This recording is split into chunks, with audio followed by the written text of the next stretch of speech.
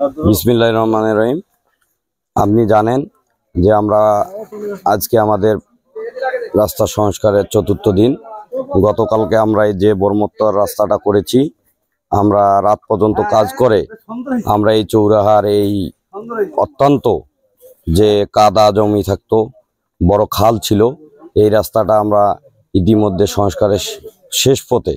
আমরা এরপরে আমরা যাব রজবপাড়ার এই বন্যা যে হয়েছে, ওখানে অনেক খালাখন্দ হয়েছে, আমরা ওইটা আজকে শেষ করব।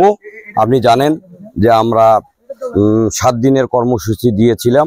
এই কর্মসূচি দেওয়ার পরে বিভিন্ন এলাকা থেকে আমাদের কাছে সবাই যোগাযোগ করতেছে যে আমাদের রাস্তাটা সংস্কার করে দেন।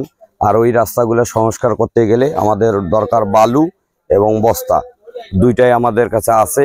আর ইতিপূর্বে আমাদের যে রাস্তা আপনি গতকালকে বলেছেন যে আনুমানিক আমাদের ব্যয় কত হয়েছে, আমাদের গতকালকে ব্যয় হয়েছে, টোটাল তৃতীয় দিনের ব্যয় হয়েছে 4,60,000।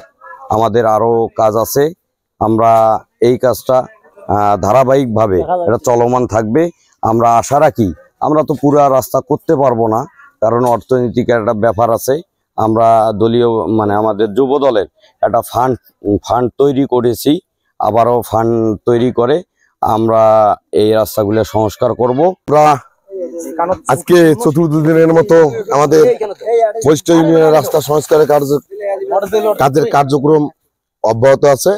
আমরা আজকে বর্মোত্তর ব্রিজের দক্ষিণ পাশ থেকে চৌরাহা টু রজবপাড়া পর্যন্ত আমরা আজকে রাস্তা মেরামত করব। আপনারা দেখতেছেন, আমরা ইনশাল্লাহ এই কাজ যতদিন মহিষকুচা ইউনিয়নের ভাঙা রাস্তা সংস্কার নেয়, অতদিন আমাদের যুব দলের কাজ ইনশাল্লাহ অব্যাহত থাকবে। রাস্তা চতুর্থ দিনের কাজ আমাদের এই যে চলমান। আমরা চৌরাহায় আছি এখন। এই চৌরাহার কাজ শেষে আমরা রজবপাড়া রাস্তায় যাব। মহিষকুচা ইউনিয়ন যুব দল যতদিন পর্যন্ত মহিষকুচা ইউনিয়নের কাজ সমাপ্ত হবে না, ততদিন পর্যন্ত মহিষকুচা ইউনিয়ন যুব দল সংস্কারের কাজ চালাবে ইনশাল্লাহ। বিসমিল্লাহির রহমানির রহিম। বাংলাদেশ জাতীয়তাবাদী স্বেচ্ছাসেবক দলের পক্ষ থেকে আমি বলছি, এই মহিষকুচা ইউনিয়ন আজকে চতুর্থ দিন যুব দলেরা কাজ করতেছে। আমাদের চৌরাহা মাদ্রাসার থেকে সংলগ্ন উত্তর পাকে একটা রাস্তা গেছে কামারপাড়া পর্যন্ত। এই রাস্তাটা দীর্ঘদিন বৃষ্টি ছাড়া সাধারণ লোক যাতায়াত করতে পারতো না, বৃষ্টি হইলেও যাতায়াত করতে পারতো না, বৃষ্টি না হইলেও যাতায়াত করতে না। আমার রাস্তার দুর্ভোগ্য ছিল। বিগত আজ 17 বছর 18 বছর ধরে এখানে একটি চাপা মাটি পড়ে নাই। এই রাস্তা আজ 3 দিন ধরে সংস্কার করতেছে।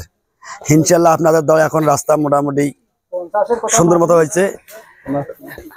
আপনারা সবসময় পাশে থাকেন। আমাদের মহিষকুচা ইউনিয়নের প্রতিটি রাস্তা জন হে যুবদল সুন্দর মতো সব সংস্কার করতে পারে। আমরা এই যে আজকে রাস্তার কাজ করতেছি চতুর্থ দিনের মতো। হ্যাঁ, আমরা রাস্তায় ব্যবহার করতেছি বালু, বস্তা বালু প্যাকেটিং করতেছি, রাস্তার সাইড দিয়ে দিচ্ছি, তারপর বালু দিচ্ছি, তার উপরে খোয়া, তার উপরে আবার বালু দিচ্ছি।